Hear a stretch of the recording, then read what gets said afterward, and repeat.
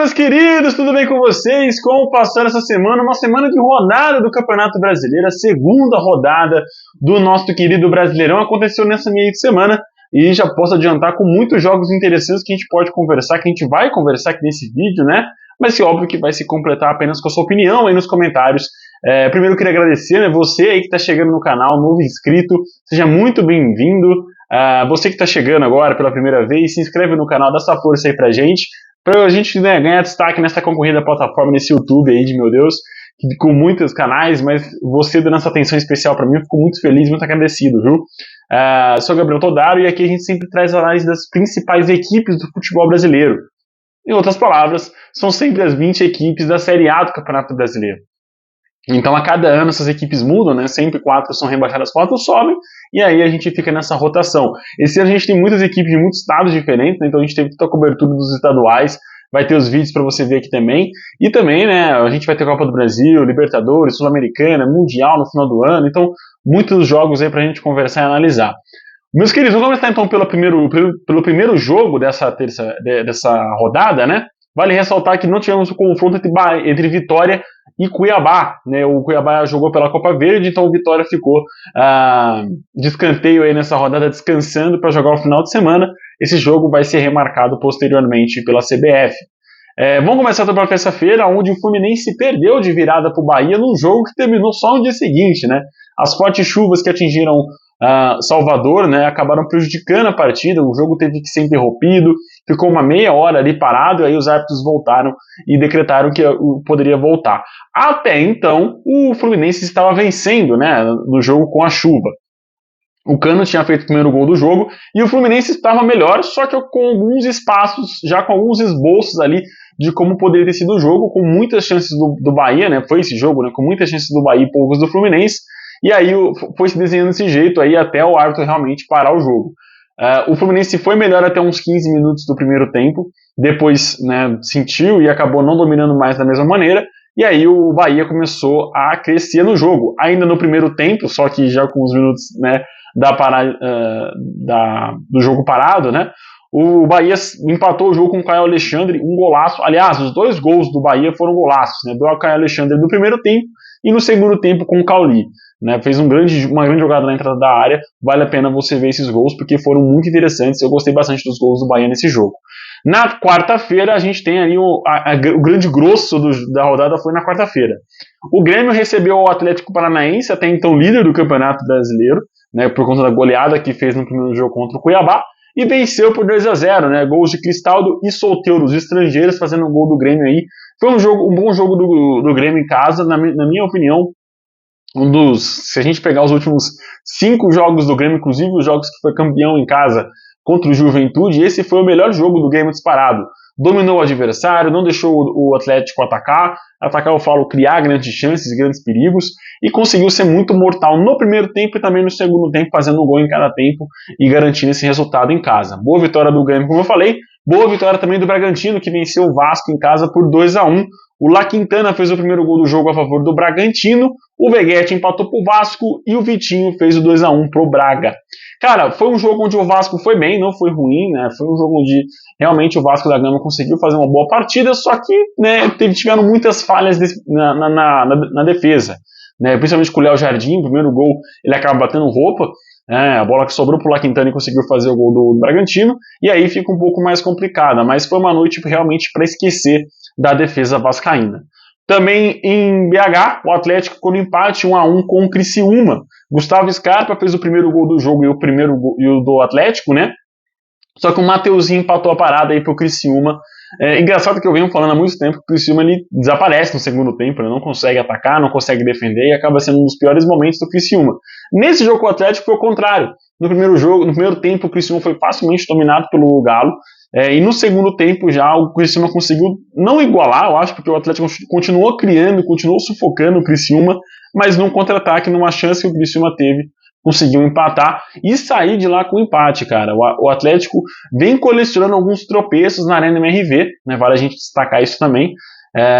E fica esse empate um pouco amargo aí pro Atlético, porque são duas equipes que vão brigar em partes diferentes, eu falo, dessa tabela do Campeonato Brasileiro. Também no Campeonato Brasileiro tivemos o jogo em Barueri, né, que foi a derrota do Palmeiras para o Inter. Foi a primeira derrota do Palmeiras para o Inter em 2014 para 2024 em 10 anos. Né? A última derrota que o Palmeiras teve para o Internacional foi em 2014, quando o Palmeiras jogou no Pacaembu, e aí o Inter ganhou lá. Agora, jogando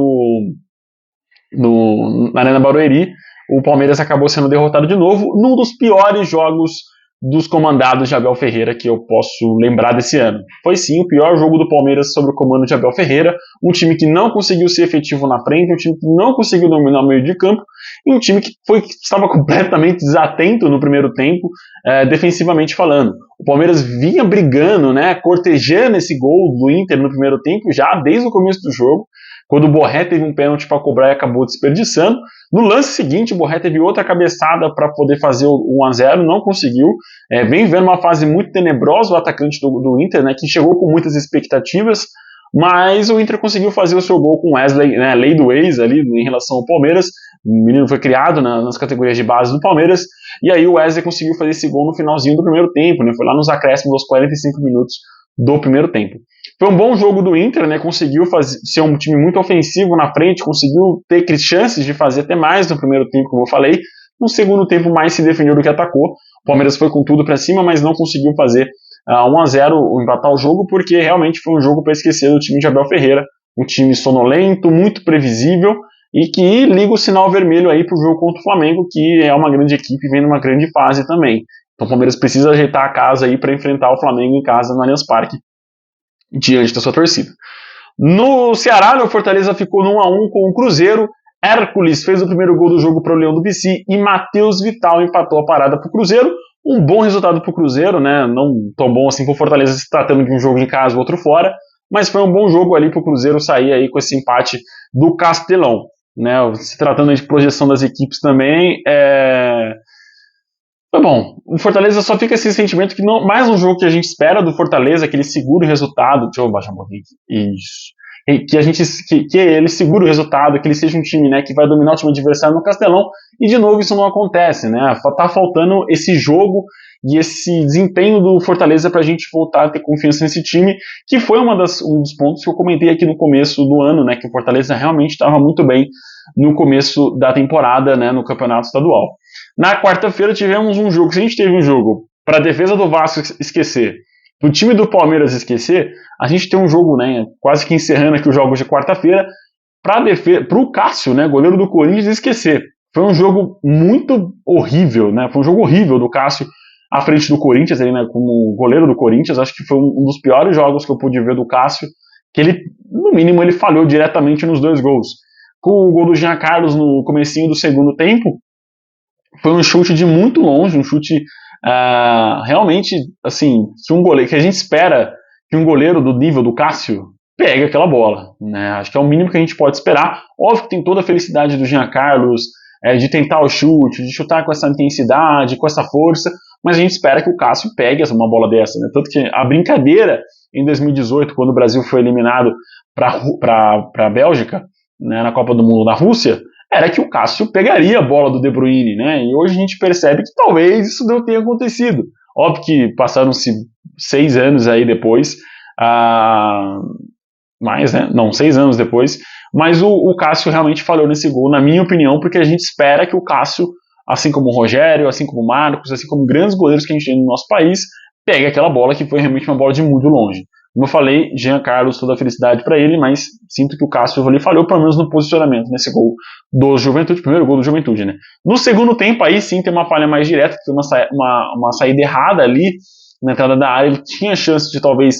A gente sabe que o Cássio não é um grande goleiro com saída de jogo, né? Com saída pelos pés. Ele realmente é bom, ele sabe, tem noção, mas ele mais erra do que acerta. E nesse lance com o gol do Lucas Barbosa foi isso que aconteceu. Ele acabou tocando errado, o Juventude aproveitou e fez 2-0.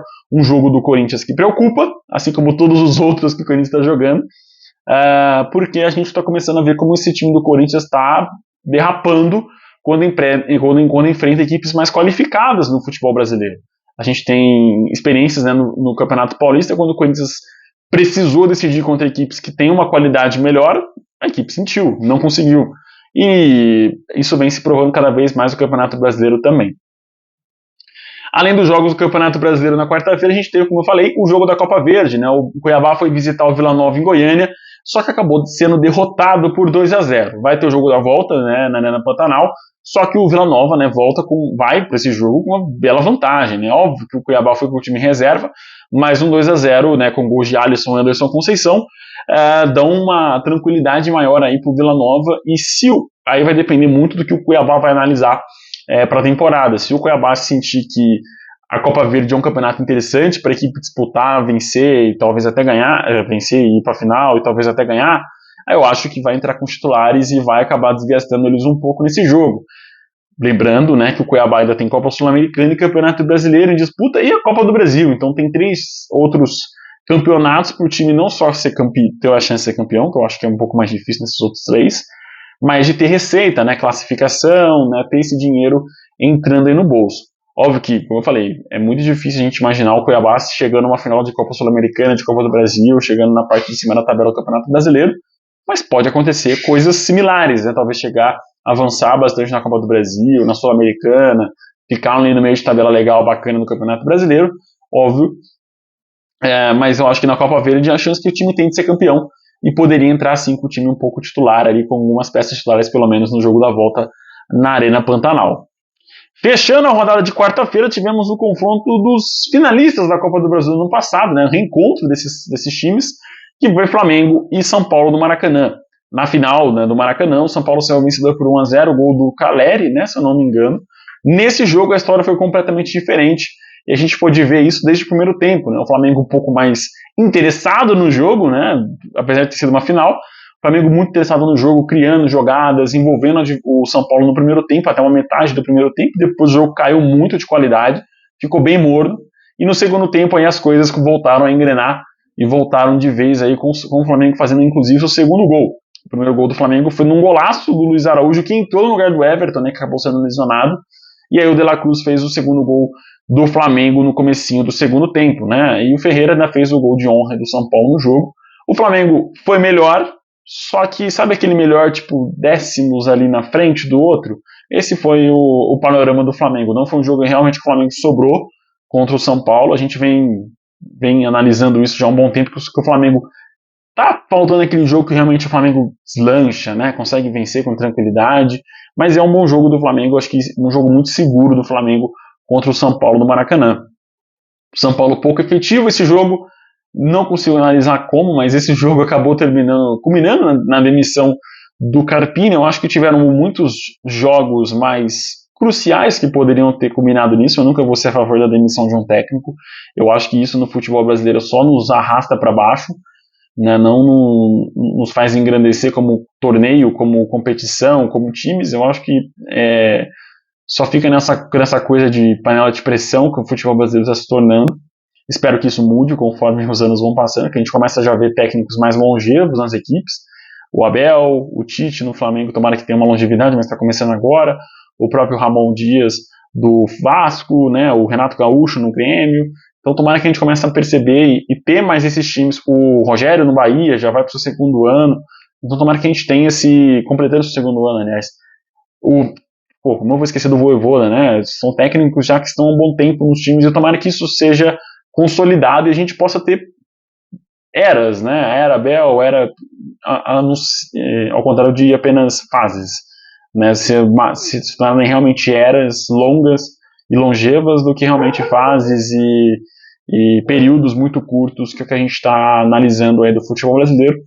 Óbvio que o Carpini não vai deixar nenhuma saudade no São Paulo. Eu acho, inclusive, que o título da Supercopa do Brasil foi um ponto fora da curva, um jogo onde o São Paulo se fechou, virou um ferrolho, não deixou o Palmeiras jogar, e nem quis jogar tanto também. A partida foi para os pênaltis, o São Paulo conseguiu ser campeão nos pênaltis, onde qualquer um podia ser campeão, e aí fica difícil a gente analisar realmente, né, táticas e como...